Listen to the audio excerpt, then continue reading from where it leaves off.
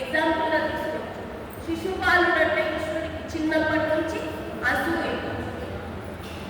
కానీ శిశుపాలుడు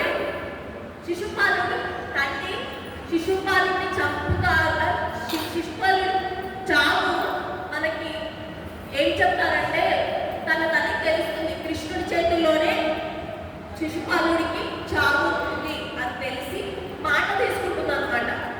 నా కొడుకుని నువ్వు చంపకూడదు అని అంటే, లేదు నేను మాటిస్తాను, ఒక 100 తప్పుల దాకా నేను క్షమిస్తాను, 100 తప్పు తర్వాత నేను క్షమించను అది అని చెప్పేసి మాటిస్తాడు. అలా ఆ మాట ఉంది కదా అని ధైర్యంగా తప్పు మీద తప్పు చేస్తూ వెళ్తాడు. ఆ దృష్టిలో మర్చిపోతాడు, 100 తప్పు కూడా చేసేస్తాడు. ఇక 100 తప్పుకి శిరస్సు ఖండిస్తాడు. ఇలా అసూయ వల్ల మనం చూస్తున్నట్టయితే శిశుపాలుని ఉదాహరణగా తీసుకోవచ్చు. అలాగే కానీ ఇవన్నీ కామ క్రోధ లోభ మోహ మదమాశ్చర్యాలు ఉండకూడదు అని కాదు, ఉండాలి, కానీ అదుపులో ఉండాలి. ఇది అమ్మ చెప్పారు. ఏంటంటే వీటిని ఎలా ఉపయోగించుకోవాలనేది అమ్మ చెప్పారు. అది నాకు చాలా నచ్చింది కాబట్టి మీతో గురించి చెప్తున్నా.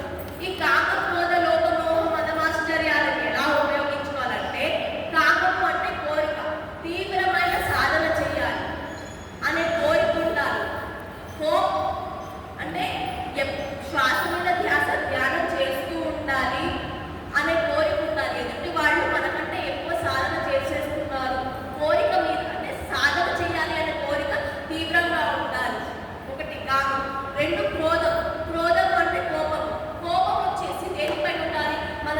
మనలో ఉన్న సోమరితనం బద్ధకము అనే 2 విషయాలపైన మనకి క్రోధం ఉండాలి. అలాగే లోపము అంటే ఇప్పుడు బడబడ బాగుతుంటాం. నాకు ఏం చెప్పారంటే, నేను ఇంటర్న్షిప్ చేశాను అనమాట BBAలో. అక్కడ ఆ ఫామ్లో నాకు ఒక పేరు పెట్టారు, వసపిట్ట అని పేరు పెట్టారు. అప్పుడు నాకు అదొక పిప్పలాగా ఫీల్ అయ్యారు. తర్వాత తెలిసింది వసపిట్ట అంటే బడబడ వాగే వల్ల అంటారు. అలా వాగకుండా లోపాన్ని ప్రదర్శించాలి. ఈ నోరుని మనం ఎంత తక్కువగా వాడితే అంత మంచిది.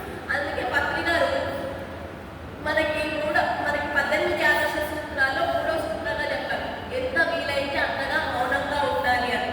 మౌనం గురించి చాలా చెప్పారు సార్. స్వయంగా వాక్సూత్రం అనే పుస్తకం కూడా రాయడం జరిగింది. సో అలా లోపాన్ని మన మాట పైన అంటే మన మాటని ఎంత తక్కువగా వాడితే అంత మంచిది. అలాగే ఈ మోహము అనేది మనం జ్ఞానం పైన పెంచుకోవాలి. మనకి ఈ సృష్టిలో అనంతమైన జ్ఞానం ఉంది. అది ఎంత తెలుసుకున్నా తరగనంత జ్ఞానం ఉంది. మనం ఎంత తెలుసుకున్నా ఇంకా తెలుసుకోవాల్సింది ఎంతో ఉంది. అలాంటి జ్ఞానాన్ని మనం తెలుసుకునే ప్రయత్నం చేయాలి. ఆ జ్ఞానం పెంచుకోవాలి అనే మోహాన్ని మనం పెంచుకోవాలి.